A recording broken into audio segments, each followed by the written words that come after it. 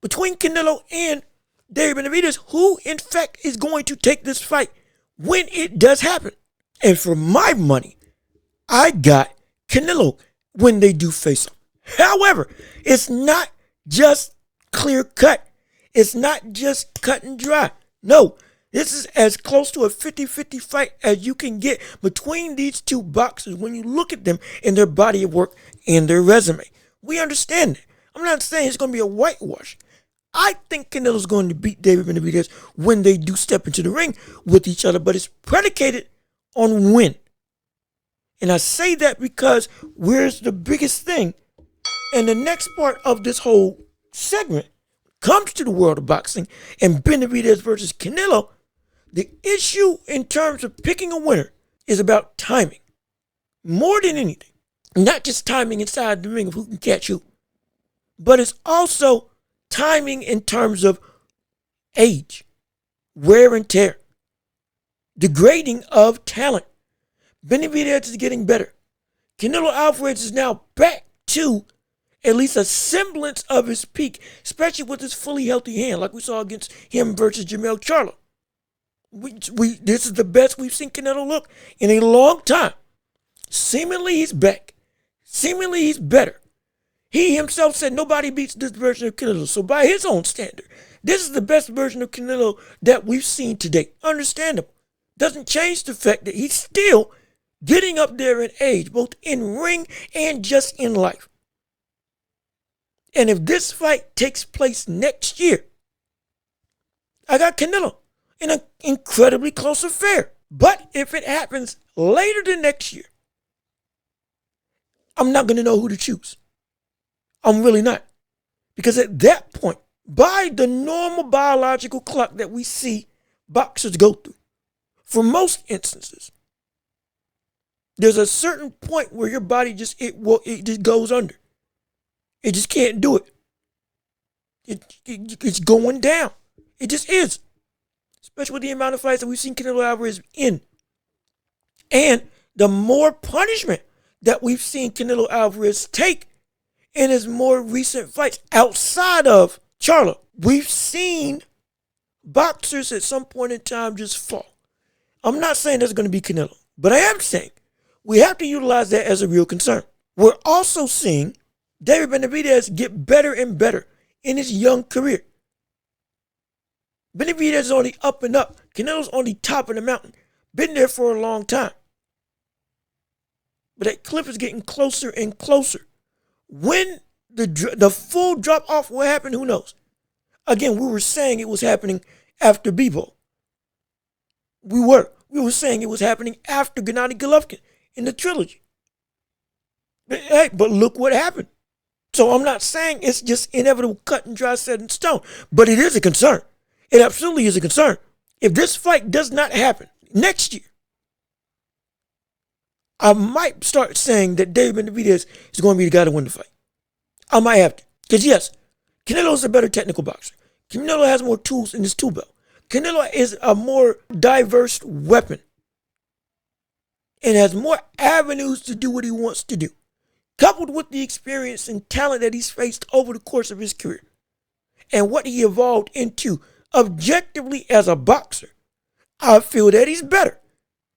David Benavidez, however, has faced off against a multitude of opponents similar to who Canelo has faced in his short young career, has shown he can overcome adversity, has shown he's got a granite chin, one of the best chins in the entire business, and has shown that he is able to render anybody's game plan null and void, regardless of what style that they try to throw at him.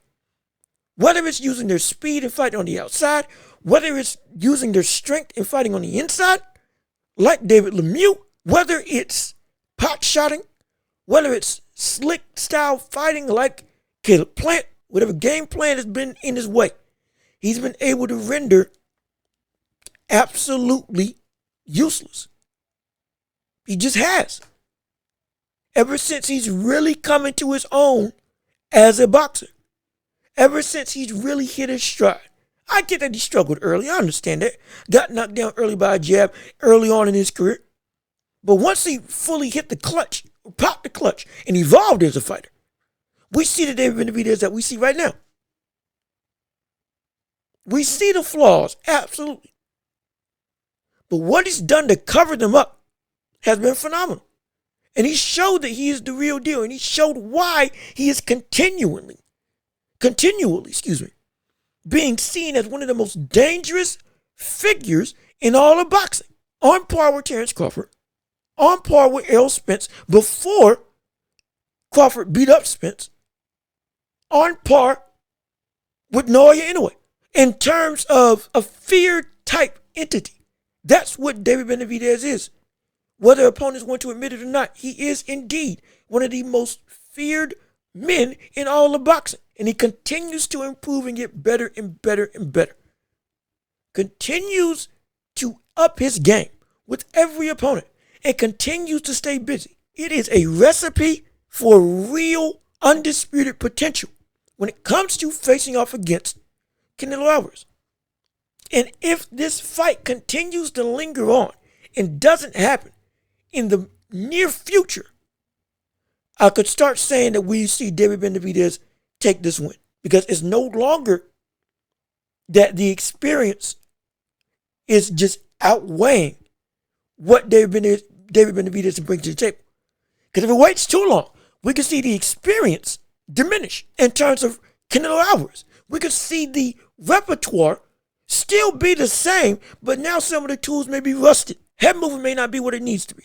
The speed may have diminished. There's some wear on those tires just enough to lose some traction on the road, giving up precious milliseconds to the opponent. And he gets beat in the race. And that race is, again, the fight in the ring. And it's a race against time, if we're being perfectly honest, for who should be favored and who I got winning this fight. Right now, I got Canelo in an incredibly close affair. Because it's an incredibly close fight. But if this fight does keep on lingering, it doesn't happen sooner rather than later. Sooner being next year. Sooner being Cinco de Mayo. I got Benavidez winning the fight. Or at minimum, it'll be up in the air for me. The only thing I'll be able to say is what both of them can bring to the table. But if time does degrade Canelo after 2024, if this fight doesn't happen next year, we have to now start saying it's getting more and more murky. That tune could change of maybe Canelo isn't the guy that needs to be favored in this fight. And maybe it needs to be David Benavidez.